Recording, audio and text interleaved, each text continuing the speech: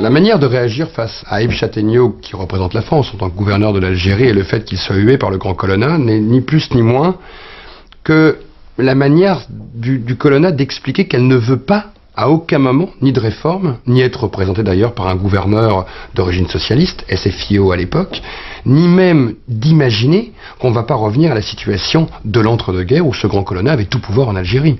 Ce grand colonna a été confronté à cette situation politique, vit en plus dans une angoisse des masses arabes qui pourraient d'un seul coup envahir et dominer la situation démographique en Algérie, prendre un pouvoir politique supérieur, prendre une place plus importante que celle qu'on lui avait donnée avant-guerre. Ce grand colonna en 1945, il est en train de reprendre en main sa colonie. Et pour lui, c'est bien la sienne. Personne à Paris doit décider à leur place, encore moins un socialiste, alors encore moins les Arabes, et encore moins les leaders nationalistes. L'offensive du pouvoir contre les nationalistes ne se limite pas aux leaders. Ferhat Abbas et Messali Hadj emprisonnés, les autorités procèdent à des arrestations massives parmi les militants. Nous, les musulmans, on allait à nous récupérer.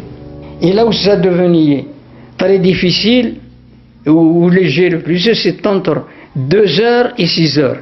Là, il n'y a plus personne dans la rue, aucun arabe, très peu de passants. J'allais, je disais, peut-être devant cet immeuble-là, ils vont m'abattre, peut-être plus loin dans l'autre coin, peut-être jusqu'à ce que j'arrive au bureau. Pendant 3 jours, j'ai vécu le grand martyr. À tel point que quand on m'a amené au commissariat, et puis après qu'on m'a transféré à la caserne, j'ai dit alhamdoulilah, je suis bien ici. Comme ça, c'est fini le cauchemar. Et bien maintenant qu'on nous tue, on nous tuera tous. Évidemment, l'accueil c'était les coups, c'était les insultes, les gifles, et puis l'ordre de me déshabiller. Le bonhomme nous disait ça, c'est une cravache, ça c'est votre Abbas Farhat, ça c'est votre Messali Hadj, ça c'est votre Bembadich, etc. Choisissez-le. Et il nous donnait des coups sur la plante des pieds. Pendant que l'un nous donnait des coups sur la plante des pieds, un autre versait de l'eau. Quand on est arrivé là-bas, dans le bureau d'un officier, un capitaine, je me souviens, un jeune capitaine, le sergent est revenu tout de suite en lui disant, monsieur, tout est complet, pas de place, on ne peut pas le mettre nulle part. Il m'a regardé et m'a dit, de toute façon, il n'a pas pour longtemps, tu peux le mettre avec les autres. Comme ça, textuellement. Moi, j'ai compris qu'il n'en a pas tant, c'est qu'on allait m'éliminer. C'est bien clair, ça veut dire ça. La nuit, les policiers et les militaires venaient amener une hôtel, et puis on ne les revoyait jamais. On ne les revoyait jamais. Il y en a un qui habitait dans le quartier où j'habitais et qu'on n'a plus revu. En métropole, dès le 9 mai, la presse se fait l'écho de perturbations en Algérie. Mais en aucun cas le drame de Sétif n'occupe la première page des journaux. En France, on célèbre encore la victoire. Roger Denier, originaire de Sétif, fait partie de la 7e RTA, le régiment des tirailleurs algériens. Le 11 mai, il est à Aubagne avec son régiment quand il entend parler pour la première fois des troubles en Algérie. On achète le journal. Et puis on s'aperçoit que des éléments de trouble ont perturbé les fêtes de la libération à Sétif. Pour nous, à ce moment-là, on a pensé que c'était une bagarre de gens qui avaient trop fêté le 8 mai. Et le lendemain, en rentrant au bail, le commandant qui était à côté de moi déplie un journal et puis qui me dit « Eh bien, il s'en passe des choses dans votre pays. » Alors je dis « Qu'est-ce qui se passe ?» Ben, il me dit « Il y a eu des émeutes à Sétif et avec des victimes, il y a des morts. » Ah bon?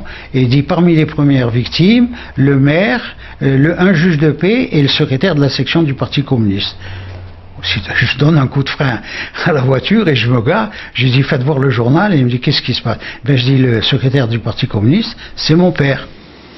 Je rentre au régiment et là je demande une permission.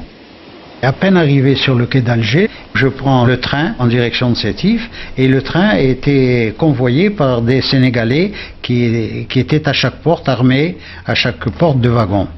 Et on arrive à Sétif, et alors là je découvre qu'il y avait des nids de mitrailleuses qui étaient en enfilade des rues et qui faisaient respecter le couvre-feu. Je suis allé voir aussitôt ma mère et avec ma mère, on a décidé de monter tout de suite à l'hôpital.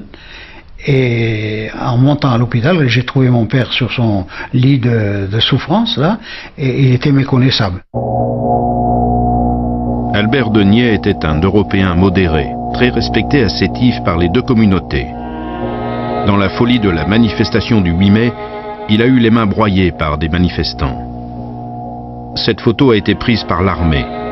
Abondamment publiée dans la presse locale, elle contribuera à créer un climat de terreur au sein de la population française.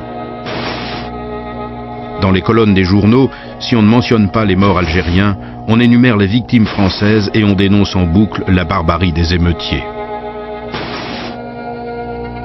Tous les jours en lisant notre journal, quand on lisait le décès de telle ou telle personne, ça nous faisait peur.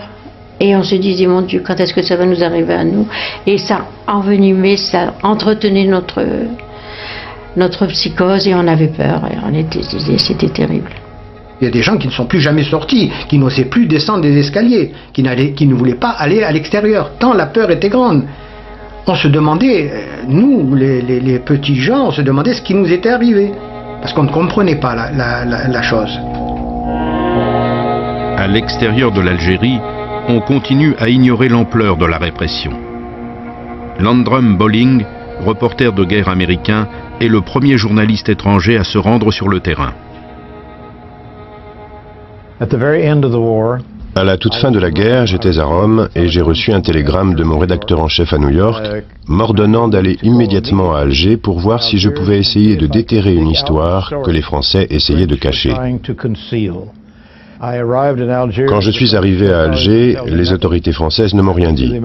Je suis allé voir les autorités militaires américaines qui ne m'ont rien dit non plus, mais par hasard, j'ai rencontré un homme d'affaires américain qui partait en voiture le lendemain pour la province de Constantine et il m'a dit « Oh oui, j'ai entendu parler de quelques problèmes survenus dans une petite ville qui s'appelle Sétif. »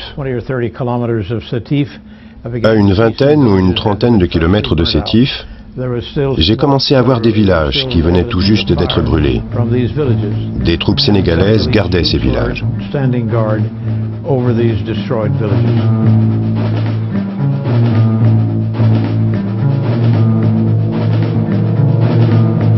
Depuis le 11 mai, l'armée a la situation bien en main.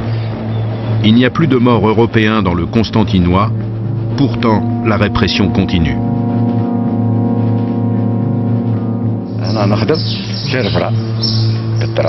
J'étais serfrant. En 1945, je travaillais dans cette gare. Le chef de gare nous avait mis des brassards. Seuls les cheminots et les travailleurs des ponts et chaussées avaient le droit de circuler. Nous avons emmené un premier train, celui des tabords marocains. Le lendemain ou le surlendemain est arrivé un train rempli de tirailleurs sénégalais.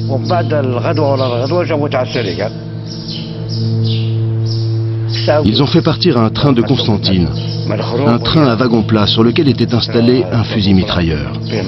Dès qu'ils apercevaient quelqu'un, ils l'abattaient. Ils tiraient sur tout ce qui bougeait. Les routes étaient jonchées de cadavres.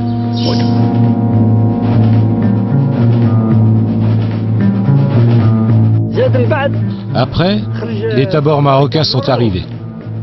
Ils pillaient les villages, ils pénétraient dans les maisons, ils arrachaient aux femmes leurs bijoux, leurs boucles d'oreilles, leurs colliers, leurs bracelets. Tout ce qui leur plaisait, ils le prenaient. Ce qui se passe en 1945 au niveau de la répression est une vieille tradition française. C'est d'utiliser dans chaque partie de l'Empire des soldats d'une autre partie de l'Empire. On a colonisé le Maroc grâce aux tirailleurs sénégalais. On envoie la répression en 1947 à Madagascar avec ces mêmes tirailleurs sénégalais. Les tabords marocains se retrouvent en Algérie pour réprimer aux côtés de tirailleurs. En Indochine, on enverra les troupes de l'Empire entière. Chaque fois, on utilise des hommes, des supplétifs unitaires d'une force vers une autre colonie. Ce qui signifie que d'une certaine manière, même dans la mythologie, même dans l'imaginaire, le tirailleur, par exemple, au Maghreb, fait peur. Les tirailleurs sénégalais font peur parce qu'ils ont participé, que ce soit en Constantine en 1934 d'ailleurs, ou à Sétif en 1945, aux différentes grandes répressions qui ont eu lieu. Et dans cet imaginaire collectif, il y a, pour faire peur justement, parce que c'était quelque chose directement pour inquiéter les populations civiles. Quand on sortait les tirailleurs sénégalais, c'était d'une certaine manière rappeler ce que le pouvoir colonial pouvait lâcher sur la population civile. C'est-à-dire, attention, si vous ne rentrez pas dans le rang, nous allons vous lâcher les tirailleurs. l'armée arrive à Guelma et va prendre le relais de la milice. Les Français qui assuraient la sécurité de la ville rentrent chez eux. Mais le sous-préfet Achiari et les miliciens les plus actifs ne veulent pas en rester là.